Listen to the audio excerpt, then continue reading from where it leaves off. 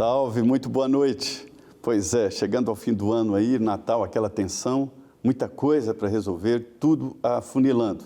E na política não é diferente. Os acertos têm que ser concluídos até o dia 31 de dezembro, quando termina o ano fiscal.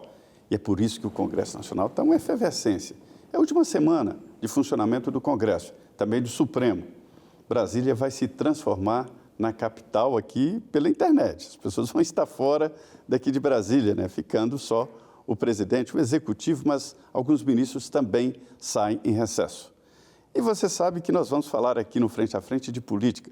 Política faz a sua vida, define a vida da sua família, o seu futuro, e por isso é importante seguir aqui o que se passa nas entranhas do poder. Hoje, aqui no Frente a Frente, o deputado Zé Vitor, ele é do PL de Minas Gerais.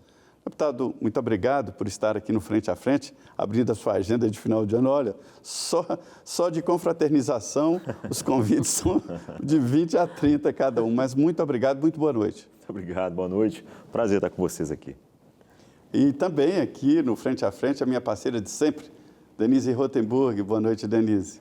Boa noite, Zé Maria. Boa noite, deputado. Muito obrigada por ter aceito o nosso convite. E a você que está aqui ligadinho com a gente na Rede Vida. Como Zé Maria já antecipou, realmente são dias de muito movimento no Congresso Nacional. A reforma tributária finalmente desencantou essa semana. A regulamentação foi aprovada. O Congresso está discutindo o pacote de corte de gastos apresentado pelo ministro da Fazenda, Fernando Haddad. E para discutir este e outros assuntos, está aqui o deputado Zé Vitor, que já está no segundo mandato, vem de Minas Gerais, um grande estado do agro. Ele que é diretor da Frente Parlamentar da Agropecuária, faz a coordenação política da frente pela parte da Câmara dos Deputados, e a senadora Tereza Cristina, que é do Progressistas de Mato Grosso do Sul, faz a coordenação pela parte do Senado. Deputado, falando do agro, eu queria saber do senhor, o agro sai feliz deste ano de 2024? Eu acredito que sim. O ambiente político, né, pensando politicamente, vou analisar por esse prisma, porque economicamente a gente teria um grande debate pela frente, ele sai feliz com as vitórias que nós alcançamos dentro do Congresso. Por exemplo? A reforma tributária, sem dúvida nenhuma, é um dos principais pontos que a gente precisa entender. Já havia um ambiente todo favorável para a aprovação da reforma. Então, naquele momento, a frente da agropecuária, os deputados ligados ao setor rural, tinham um objetivo, garantir competitividade para esse setor que é importante para a economia e nem sempre é reconhecido. Naturalmente, o público urbano não acompanha tudo aquilo que a gente faz no campo e dentro das agroindústrias, enfim, toda essa cadeia que gira em torno do produtor rural, mas nós precisávamos nos proteger de várias frentes, desde a preservação do ato cooperativo, que garante às cooperativas uma possibilidade de existir e cumprir a sua função, até questões tributárias que poderiam tirar a competitividade, até fazer parte do setor deixar de existir pela sua ausência no mercado que ele não conseguiria alcançar.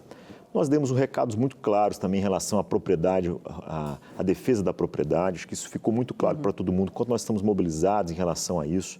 E a gente conseguiu um grande debate na casa relacionado a esse assunto e colocar um freio, pelo menos político, em qualquer atitude que possa colocar em risco as propriedades, enfim, nas questões ambientais, na questão do manejo de lavouras, e aqui eu digo como engenheiro agrônomo, e vou tentar não ser técnico aqui, mas de modo muito breve, desde a questão dos pesticidas. Eu prefiro utilizar o termo defensivo agrícola, é um termo que nós utilizamos, mas eu entendo que o termo internacional é pesticida. Alguns vão querer falar agrotóxico, aí eu vou brigar se for agrotóxico, mas se for pesticida é extremamente aceitável.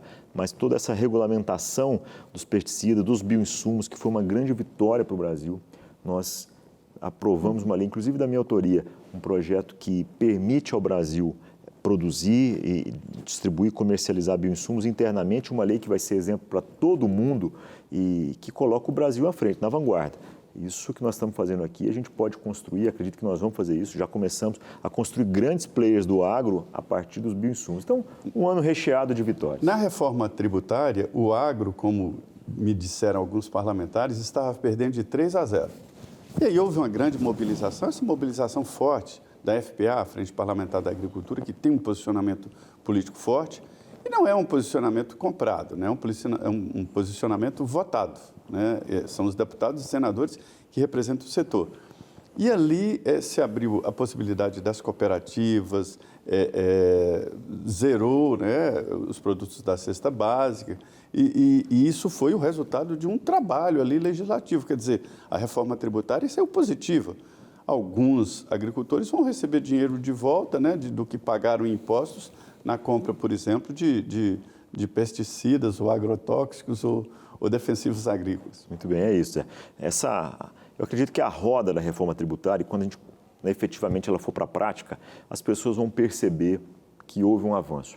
Perfeita não é, o ambiente político e representativo, cada um ali de um setor, de uma região, com uma história, tem a sua posição e naturalmente foi moldando aquele texto e que tem a cara do Brasil.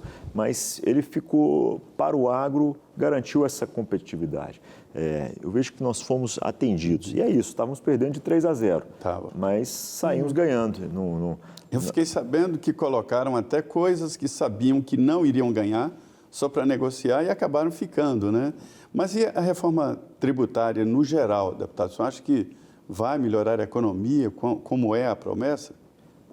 Maria, essa não é uma pauta do PT, essa não é uma pauta desse governo, essa é uma pauta do Brasil. Por isso eu, como deputado do PL, nem sempre é fácil ser compreendido, mas eu tenho certeza de que nós tomamos uma decisão correta.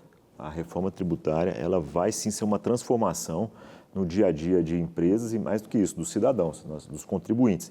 Nós teremos uma transformação, nós temos bons exemplos. A Índia, recentemente, aprovou uma reforma nos mesmos moldes, claro que com as suas características próprias, mas que foi transformador para a economia da Índia, vai ser transformador para nós, porque quando você...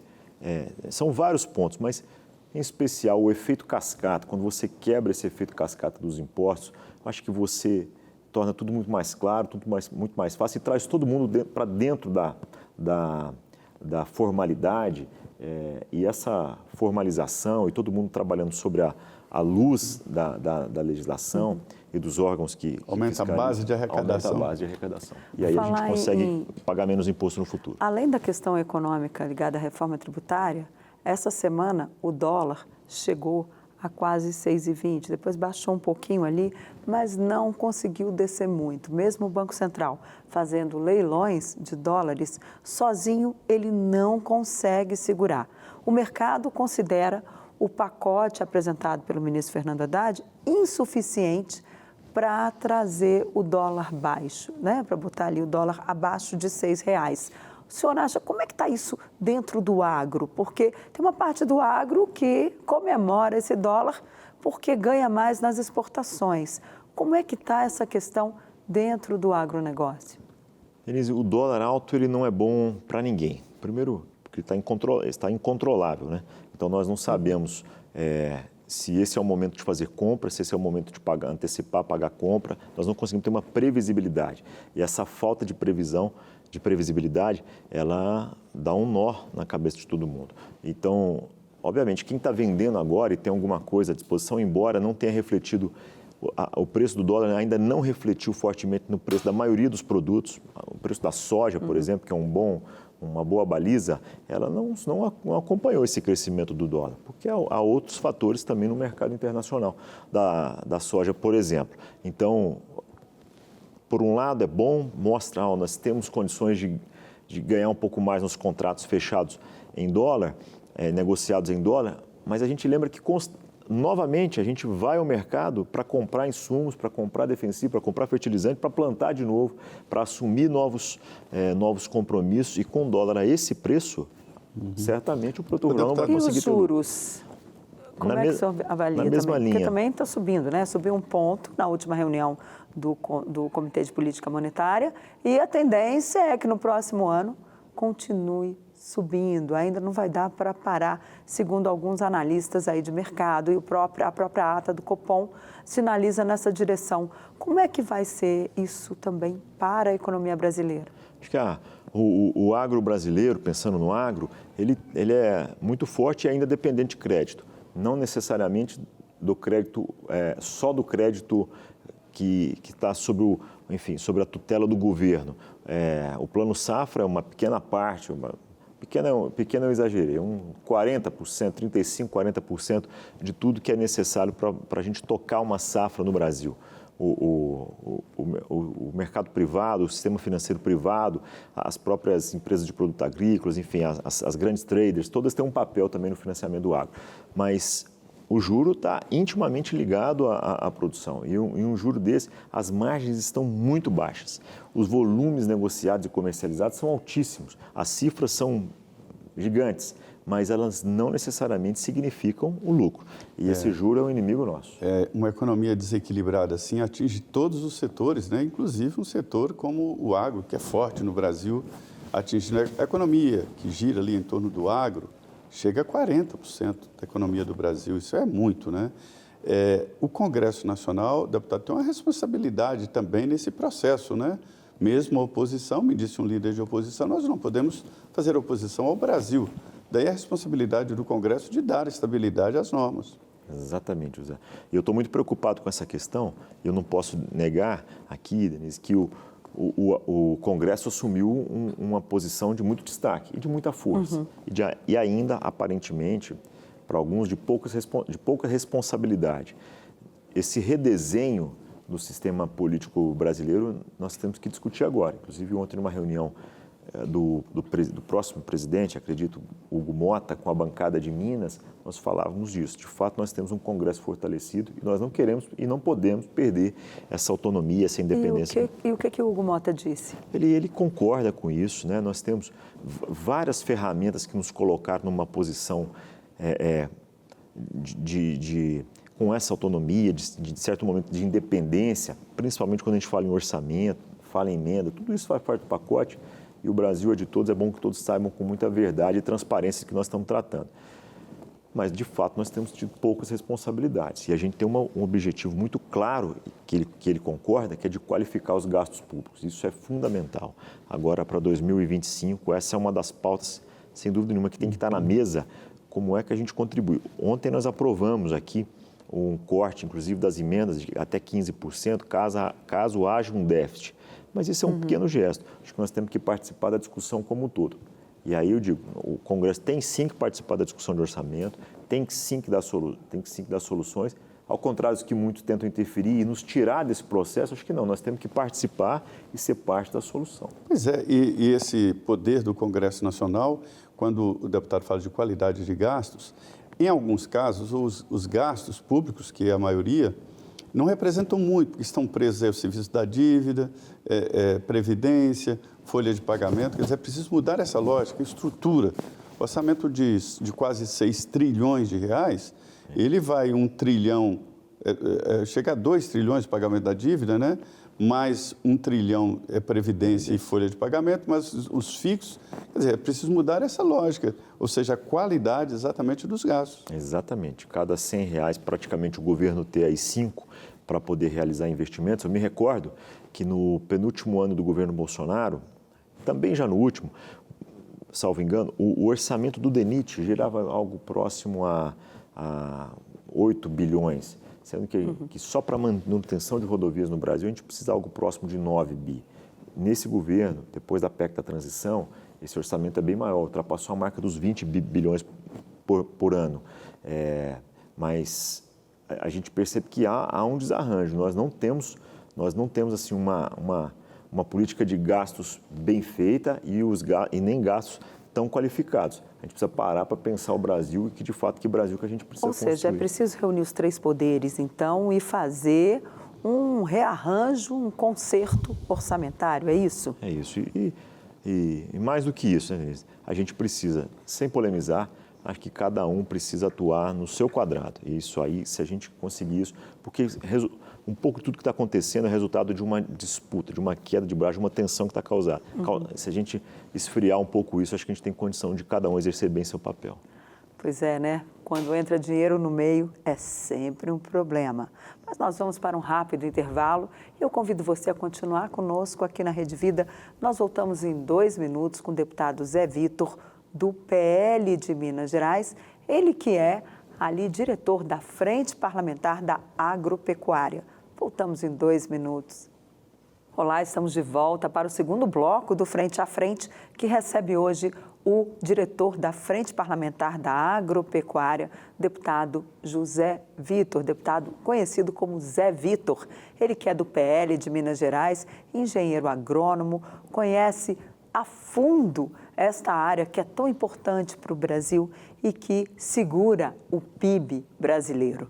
Bom, deputado, falávamos no primeiro bloco das questões relacionadas à reforma tributária, né, que foi uma vitória, inclusive, para o agro. O dólar alto que preocupa o país inteiro, porque não reflete só nas pessoas que vão tirar suas férias fora do país. Reflete naquelas pessoas que precisam de insumos, de bens de capital, que importam até maquinário para as suas empresas. Isso acaba refletindo no preço, vai para a inflação, vira aquela bola de neve que ninguém consegue segurar mais. E acaba, sim, levando a economia brasileira para uma deflação, digamos ali, uma descida, né? Não chega aí para o buraco, que eu ouvi ontem de vários economistas, que, olha, nós não vamos para o buraco, mas a situação está muito difícil. Inclusive, no Desafios 2025, um seminário do Correio Brasiliense, que eu tive a honra de mediar, os economistas ontem foram muito claros. Eles disseram o seguinte: olha, nós estamos com problemas em relação ao câmbio, estamos com problemas orçamentários, é preciso sinalizar para o mercado que o governo vai economizar e que o Congresso também, como o Zé Maria muito bem lembrou no bloco anterior, tem que fazer a sua parte. Porque o que os economistas dizem é: não dá para ficar com o Congresso com essa quantidade de emendas para o ano que vem. São 177 bilhões de reais que o congressistas estão pedindo em emendas. Deputado, ontem o senhor estava dizendo que já houve o corte aí de 15%, que o Congresso topou cortar 15% das suas emendas. Mas o senhor estava falando também, a gente encerrou falando isso da questão da qualidade do gasto. Como é que isso vai ser feito, uma vez que a gente tem as emendas que acabam pulverizando o orçamento e, nesse ponto, o Congresso parece que ainda não se atentou para a necessidade de projetos mais estruturantes, que sejam, enfim, que atendam mais a população de uma forma geral e não um grupinho aqui, outro grupinho ali, ou um município lá na ponta. Como é que isso vai ser feito? Já tem pelo menos um norte para o ano que vem nessa questão de qualidade do gasto? Denise, acho que cada um tem feito os seus esforços, os seus sacrifícios para contribuir com isso, que esse é um desafio de todos. Eu sou um defensor das emendas no formato que elas estão, porque eu acredito, claro, podem melhorar. Inclusive, nós temos feito... As impositivas individuais, impositivas de bancada, nesse formato. O senhor acha que está correto? E também as de comissão, porque nós aprovamos agora, há poucas semanas, uma mudança na estrutura das emendas para, inclusive, dar mais transparência, e que não tem nenhum problema em relação a isso, é ótimo que isso aconteça, mas são essas emendas hoje as responsáveis por boa parte dos pequenos serviços, pela manutenção de boa parte de serviços que o Estado não consegue abraçar ou executar. São essas emendas responsáveis pela manutenção de serviços desde hemodiálise a trabalho com dependentes químicos, a pequenos ou médios, enfim, projetos O deputado que está na ponta, né? Ele sabe exatamente o que a população da cidade dele precisa. Mas, às vezes, há ali uma confusão, tem muita... Até acho que sim. Malversação em alguns casos, né? A gente não pode generalizar nessa área. Não, e você está correta, e entendi perfeitamente o que você quis dizer. Essa responsabilidade que a gente tem que ter com os programas estruturantes. Inclusive, nós aprovamos, né, agora, num projeto recentemente, para que as emendas de bancada sejam destinadas para programas estruturantes, e aí cabe, então, a nós definir o que são programas estruturantes. O que falta também, Denise, é um plano do governo. Acho que a grande discussão é o seguinte: nós estamos indo para onde? O Paulo Guedes, gostássemos ou não, tinha lá uma política clara. O que ele quer para o Banco Central, a questão da desburocratização, desregulamentação, da própria digitalização. Existia um programa que você conseguia entender e havia uma linha de raciocínio, de pensamento que tentava ser executada. Eu não vejo isso nesse governo. Então, o que é estruturante? Que projeto que existe que a gente pode apoiar, abraçar, embarcar para garantir para o Brasil um futuro melhor? o governo não definiu isso, não deixou claro isso. E os deputados e os senadores têm feito ali o seu esforço para, com as suas bases, definir lá, então, o que é estruturante, o que é importante. O Congresso assumiu, como nós já falamos aqui, poderes importantes. Não é só emenda, é também as emendas, né? Mas 55 bilhões desse ano, né, no orçamento desse ano, somando todas as emendas, que são vários tipos de emendas. Mas também o poder político. O Congresso está poderoso, está independente, inclusive deputados dos partidos. Antes, os partidos mandavam, tinha um controle remoto do deputado. Hoje, não é assim. Você acha isso positivo? É bom que isso aconteça? Eu acredito, né? Ontem a gente teve um caso assim, Denise, de bastidores, assim, muito interessantes. Num debate no plenário, brevemente ali, num papo informal, mas você percebia a independência do deputado. Ele falou, olha, eu estou aqui e vou votar com a minha consciência. Isso era raro, né? Isso é raro, porque a imposição dos partidos era muito forte. E além dos partidos, que também tem a sua importância, ainda continua com a sua importância, e eu percebo que esses ajustes com essas federações, em pouco tempo, a gente pode ter uns 5, 6 partidos ou grupos ou federações muito claras, ideologicamente, que você vai acabar se encaixando na que mais se aproxima do que você acredita. Mas outro papel que surgiu são as frentes parlamentares.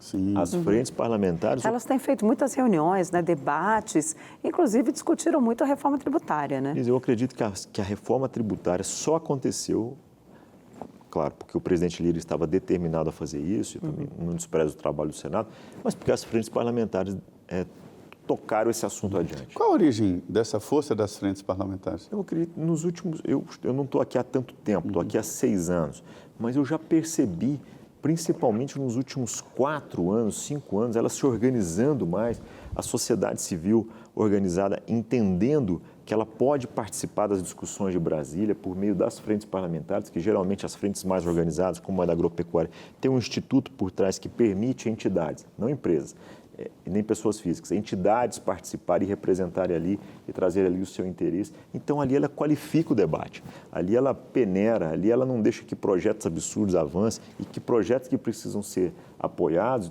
e levados adiante precisam ser, então, trabalhados. A frente virou esse ambiente. Hoje nós temos mais de 200, eu acho que 260 frentes parlamentares, mas que atuam fortemente ali no Congresso, eu diria ali cerca de 4, 5 frentes parlamentares. As frentes são lobby, é lobby. Agora, a gente tem que reinventar esse nome lobby, porque a gente acostumou a dizer que o lobby era aquela coisa esquisita da mala preta, o lobby da mala preta de dinheiro, de compra. Não é isso. As frentes têm os institutos que fornecem ao parlamentar dados técnicos, conhecimento para que ele possa decidir e se posicione. Então, assim, a frente parlamentar é importante nesse sentido. Um deputado não tem uma assessoria tão qualificada igual a frente pode oferecer. Não dá. E tão diversa também, né, Zé? Nós temos a frente da agropecuária, que acredito que é o melhor exemplo de Brasília, e outras têm se espelhado e também... Tem várias frentes importantes. 3, assim, eu diria 5 frentes, né? Algumas se somam. Exatamente, trabalham juntos, a frente do empreendedorismo, a frente do Brasil competitivo, do livre mercado, do comércio e serviço. Tem algumas frentes que fazem o seu papel. Não esqueçamos da bancada da bala, que como o Fraga gosta de falar, né? Que é a de segurança pública também, que é muito importante. Sim. Então, isso para o senhor é positivo. Pelo que estou vendo, o senhor está dizendo que é positivo. Agora... Mas pode ocupar o lugar de um partido? Não o papel do partido. A sua pergunta, ela cabe um sim ou não. Em alguns momentos, ela pode ocupar. Por exemplo, ela tem sido decisiva na orientação de votos. Aí sim, nesse caso, ela tem ocupado... Ultrapassa os partidos. Ultrapassa os partidos. Mas a gente já viu no passado, por exemplo, quando o presidente Jair Bolsonaro, lá no governo dele, ele foi tentar nomear os seus ministros, ele colocou seus ministros pelas frentes parlamentares.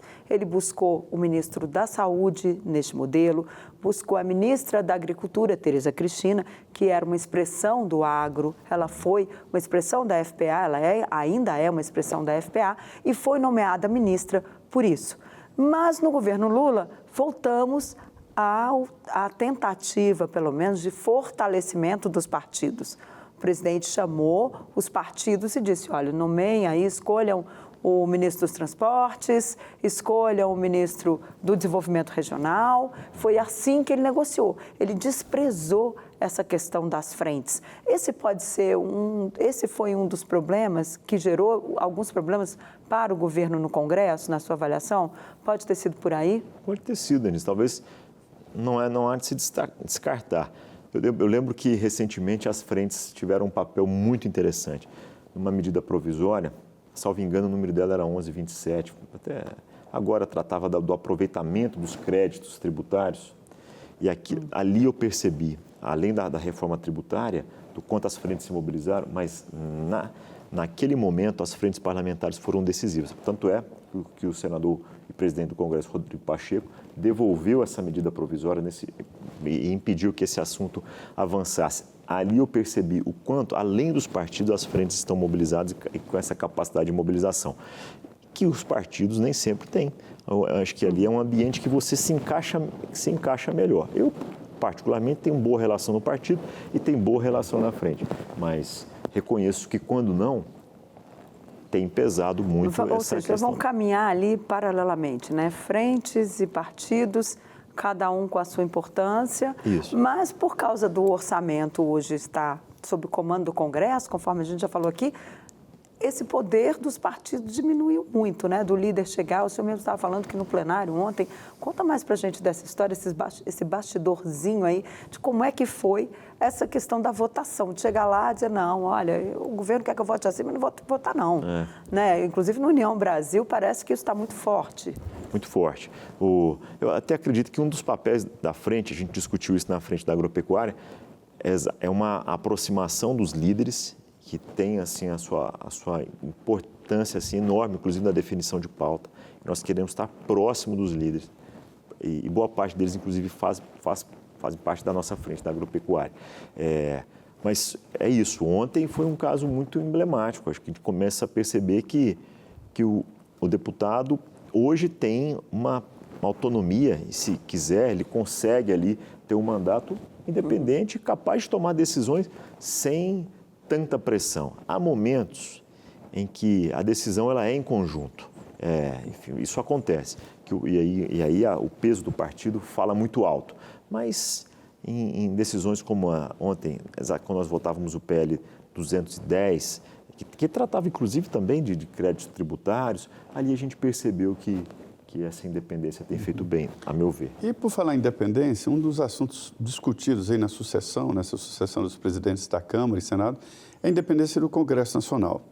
É um debate muito forte de bastidores e já está público, né, esse debate. E quando se diz a independência do Congresso Nacional, a gente está se referindo a uma disputa evidente com o Supremo Tribunal Federal.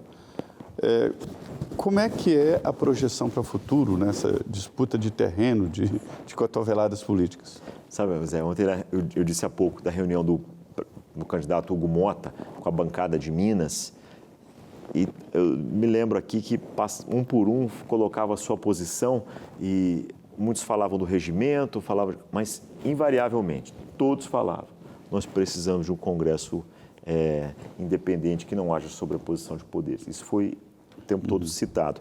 E ele, para não deixar ninguém imaginando coisas, ele foi muito claro, falou, esse é um desafio que nós temos, já está na Constituição, nós precisamos restabelecer isso. Realmente, não dá para a gente imaginar que um policial federal vai inibir ou limitar o mandato de um parlamentar, que o ministro tome, ele inclusive citou isso, as decisões monocráticas que a gente precisa rever. Então, mas eu acredito também que a gente muda tudo isso por dentro.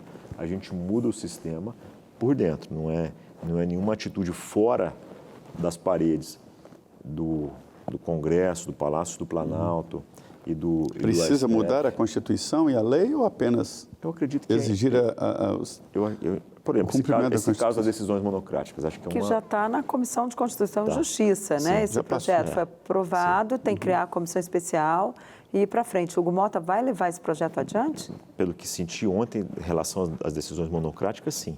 Aí cada um de nós vai ter uma visão sobre mandato de ministros ou não. Eu, particularmente, acho que tem que existir alguma norma em relação a isso, mas não há consenso. Então, mas esse é um exemplo claro. Há mudanças na legislação que precisam ser feitas. Além disso, é uma mudança de postura dos presidentes. Não que tenha sido ruim, não é isso. Mas o próximo os dois próximos, tanto o Senado quanto a Câmara, tem um grande desafio aí pela frente de restabelecerem a ordem nesse sentido. É uma disputa interessante e é um debate constante na política exatamente sobre essa relação do Supremo Palácio, né, o Executivo, Supremo Congresso e assim por diante. Supremo e Congresso existem vários pontos ali que estão se atritando. São decisões do Supremo contrárias às decisões do Congresso Nacional. Como disse o deputado Zé Vito, isso é verdade, é o grande tema na sucessão da Câmara e Senado em fevereiro. Pois é, nós vamos agora ao intervalo, 2 minutos, estaremos de volta aqui no Frente a Frente. Seja bem-vindo, é bom tê-lo aqui acompanhando o Frente a Frente. Nós estamos transmitindo diretamente dos estúdios da Rede Vida, aqui no Planalto Central do país. Falando de política, o deputado Zé Vito, PL de Minas Gerais, é um grande articulador, ele participa de algumas frentes parlamentares, mas a principal mesmo é a FPA, a toda poderosa FPA, Frente Parlamentar da Agropecuária.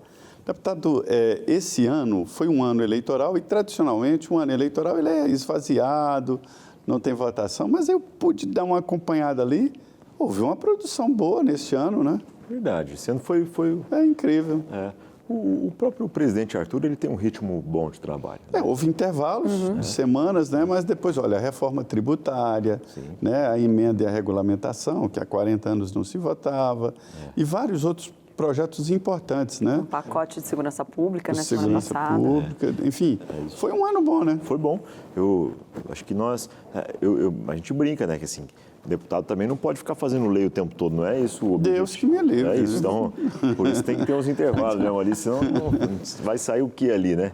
Tem umas coisas, por exemplo, Seria o paraíso dos advogados. É verdade. Mas tem coisa que a gente precisa mudar, viu, Zé? Por exemplo? Eu me lembrei de uma coisa muito boba.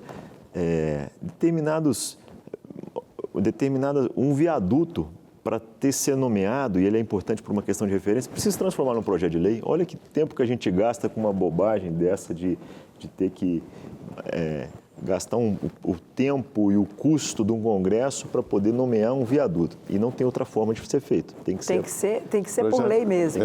Um viaduto federal, né? O estadual é o Estado. Nas rodovias federais precisa de lei. Exatamente. Eu me lembro de um projeto aqui muito debatido para regulamentar e definir mortadela. Olha só. Então, assim, é um emaranhado de leis. É isso que faz esse paraíso dos advogados que a gente está vendo. Mas uma lei, para ser bem aceita, madura, ela passa pelo Congresso, Palácio, e depois ela tem que ser testada, né, no Judiciário. Mas, no geral, 2024 foi um bom ano.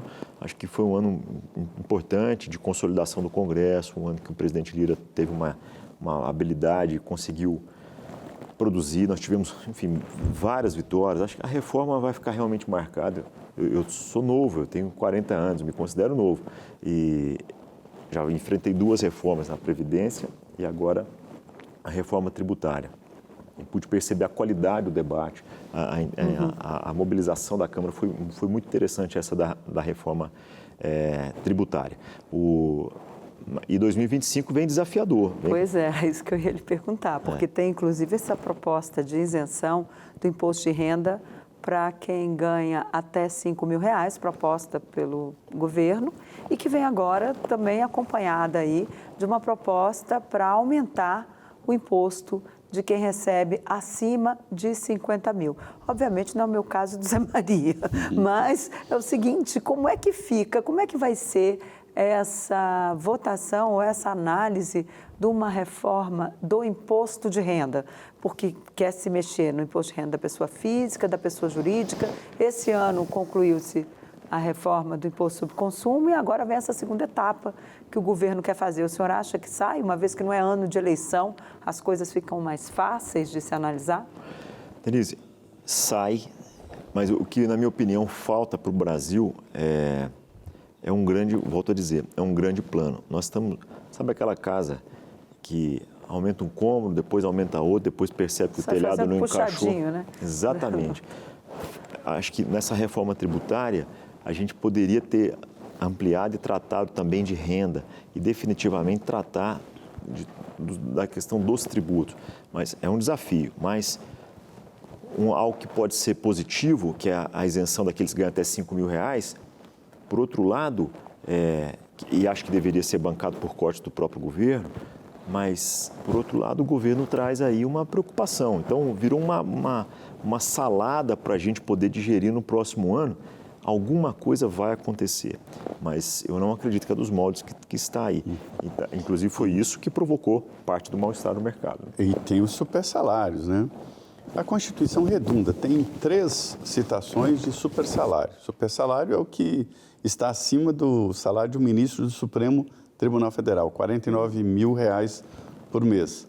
Mas aí o próprio judiciário votou um penduricalho aqui, outro ali, não entra a ajuda disso, a ajuda daquilo, e acaba transformando, né, esse limite bem acima do que a Constituição manda, né? Você acha justo que chame de volta aí esse salário, esse teto salarial, no serviço público? Com certeza. A iniciativa privada pode, né? Pode pagar quanto quiser. Exatamente. Inclusive, nós temos no serviço público uma distorção de salários. Há serviços que são feitos no serviço público que pagam X e que na iniciativa privada pagam menos, porque de fato é o que vale. Né? E a regra do mundo é essa. Tem muita distorção mesmo. Muita distorção. Agora, os super salários, eles precisam ser combatidos e tem total apoio da casa. É fundamental. Nós temos grandes temas para o próximo ano. Esse é um deles.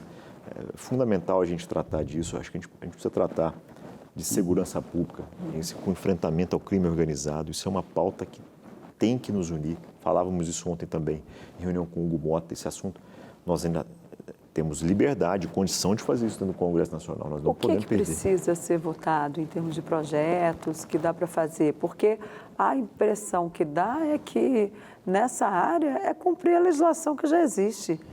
Porque, né, falta vergonha na cara, às vezes, né, nessa questão de combate ao crime, né?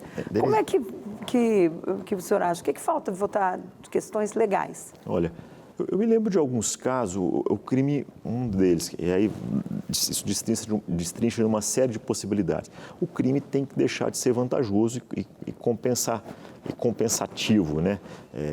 Eu me lembro que o Sérgio Moro, enquanto ministro, não estou dizendo que é a solução, mas me abriu a mente para refletir sobre isso. Se você, de repente, diminui o imposto de cigarro e o cigarro contrabandeado passa a não ter o mesmo valor porque deixa de ser mais barato, será que você desabastece uma cadeia ali? É um ponto. Será que a gente pode discutir? Abre a porta para o que está acontecendo, a entrada de cigarro ilegal, fora de controle, sem nenhum controle de qualidade, né? Exatamente. E como é que o crime se alimenta? Imposto. Não paga imposto. Como é que o crime se alimenta? Ele se alimenta do contrabando, ele se alimenta da sonegação de imposto nos postos de combustível, em diversas atividades. Ele se alimenta de ocupação irregular de áreas, tanto na zona urbana quanto na zona rural, do desmatamento ilegal. Boa parte desse desmatamento que o Brasil enfrenta não é feito por pessoas comuns. Produtores rurais. Produtor rural, em hipótese nenhuma. É feito por grileiros e por criminosos ligados ao grande crime. Porque aquilo é uma estrutura caríssima e quem quer enfrentar a polícia, enfrentar a justiça, é só mesmo quem não quer viver. Mas e onde estaria a solução disso? Eu acredito que nós temos que fechar essas pontas. A chamada economia, isso tem um nome, né? Economia do crime. Exatamente. Esse é um ponto que a gente pode aprofundar um pouco mais e tentar desarticular tudo isso. Obviamente, tem governador que defende que cada estado tem a sua própria regra, a sua própria legislação. Que foi um debate com o presidente Lula, né, há alguns dias. Mas, deputado, eu queria entrar em outro ponto, porque não é ano eleitoral, mas já me disseram que vai ser o ano onde todos vão para a pista. Todos os pré-candidatos à presidência da República, todos aqueles interessados vão se apresentar. Dentro do PL, o ex-presidente Jair Bolsonaro já disse que ele é o plano A, B e C, mas ele está inelegível. Na hipótese de Bolsonaro inelegível, para onde vai o PL? Na sua avaliação, o que o senhor vai pregar dentro do partido? Ainda bem que o nosso tempo está acabando, para não ter que responder tantas perguntas relacionadas a isso. Mas O senhor está na pista? O senhor está na pista para ser candidato? Não, acho que tem bons nomes no Brasil. O plano A é, de fato, o presidente Bolsonaro, que ele não deve, a ponto de ter se tornado inelegível, e tem condições, sim, de ser um presidente, novamente o presidente, trazer um governo como foi o dele. Ele publicamente já manifestou alguns pontos que seriam diferentes e isso traria para ele um mandato ainda melhor. Se não, caso não seja o presidente Bolsonaro, acho que não foge muito desses nomes que nós temos aí já colocados. Acho que o próprio governador Tarcísio, né? Que é o meu conterrâneo, né? O governador Zema, o Ratinho. Mas o Tarcísio certamente como grande favorito, porque reúne, primeiro, uma capacidade de gestão impressionante, uma capacidade de entrega que vive poucos. O seu plano B, digamos assim, é Tarcísio de Freitas. Vou colocar o plano D, já que o Bolsonaro é o A, B e o C, para não ter problema. O Tarcísio fica sendo o D, mas é um cara que admiro e acho que reúne condições. A pressão para a candidatura dele aumentou muito, né, nos últimos tempos, mas ele deu um basta na última semana, falando que não é candidato, mas, na verdade, ninguém sabe, né? Ninguém sabe o que vai acontecer. É isso, ele tem um grande Estado para administrar, com um grande orçamento, com grandes desafios. A gente falava de crime organizado, ali tem um desafio enorme disso e ele precisa, enfim, enfrentar e demonstrar a sua capacidade de solução, e acredito que vai fazer isso. Mas ele... Chega a assustar o crime organizado, a organização? Chega a assustar? Maria, eu particularmente estou preocupado. Acho que a gente precisa dar uma resposta rápida antes que haja uma infiltração total. Porque já há, sem dúvida nenhuma, há na política, há na justiça, Tem representante dessas facções do Congresso? Eu suspeito que sim. E aí nós temos que ficar bem atento com isso. Não há nenhuma certeza, obviamente, mas não um criminoso, espero que não, mas alguém que E tem chama a alguma atenção relação. a interiorização, né? Exatamente. Uma cidade pequena. O senhor é de Araguari, né? De Araguari, que há presença segundo a Polícia Civil, membros do PCC numa cidade de 120 mil habitantes, que é a minha, onde resido, né? Então, isso é um negócio que preocupa. E eles vão realmente ramificando e tomando conta de todas as estruturas. Esse não é um assunto qualquer. A gente viu na última eleição, né? Inclusive assassinato de candidatos, muito grave. O que menos me preocupa é essa questão da violência física, embora, claro, não me preocupa, né? Mas o que me preocupa é eles tomarem conta de toda uma estrutura. De repente, ele pode montar uma sorveteria e não ter mais sorveteria para ninguém, só sorveteria do crime. Ele, como está fazendo com postos de combustíveis, que o que acontece também no Rio de Janeiro, né? Em muitos locais, exatamente, nem a polícia entra. Exatamente. Então, o que pode vir é eles, por dentro, tomarem conta da economia formal do Brasil. Aí nós temos um grande problema. Isso já está acontecendo em setores, né? O senhor citou aí combustíveis? O principal deles, um dos principais, um grande combustível. Em alguma cidade eles monopolizaram já?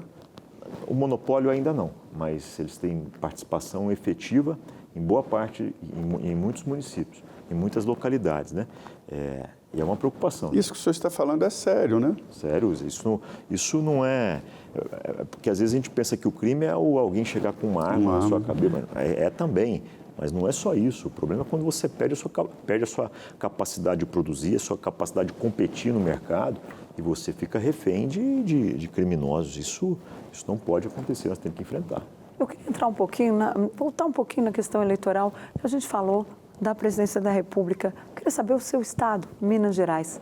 Como é que vai ser a disputa para o governo? Porque mineiro fica ali escondidinho, né? Ninguém fala nada, mas está todo mundo articulando. Como é que está essa questão lá? Minas é um estado com muitos desafios, tem contas não tão saudáveis, né? Então nós temos que ter responsabilidade.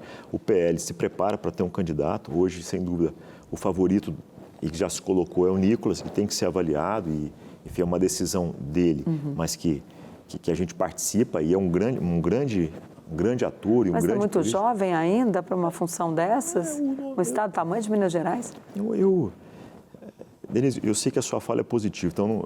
Não é nenhuma crítica a ele, pelo amor de Deus, mas é isso, porque a experiência no cargo para governador, às vezes, é muito importante, né, deputado? Com certeza, a gente fala, por isso que eu abri esse parênteses. Acompanha aí há muito tempo, não é nenhuma crítica ao deputado, obviamente. Sem dúvida, por isso que eu abri um parênteses, para não parecer uma resposta indelicada minha. Eu tenho visto jovens com uma capacidade acima da média, eu acho que o Nicolas é uma delas. Uma dessas pessoas. Está preparado, então, para esse desafio? Ele tem condições de reunir um time. Ele tem condições e tem o apoio de pessoas que podem contribuir com o governo dele. Outro é o Cleitinho, que aí é uma outra vertente. O próprio vice, Matheus Simões, tem uma capacidade de gestão muito interessante, o vice do atual governador Zema, e se coloca como um grande nome.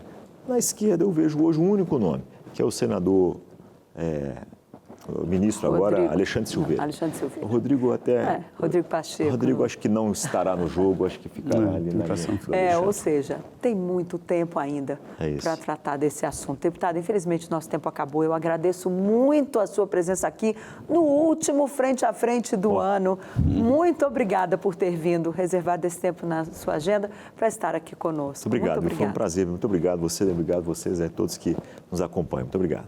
Zé Maria, férias, né, Zé Maria? Pois é o tempo de descanso. Foi uma conversa boa, né? O deputado Zé Vitor, ele é um grande articulador por aqui. Eu queria agradecer muito. Muito boa noite a você. Fiquem com Deus.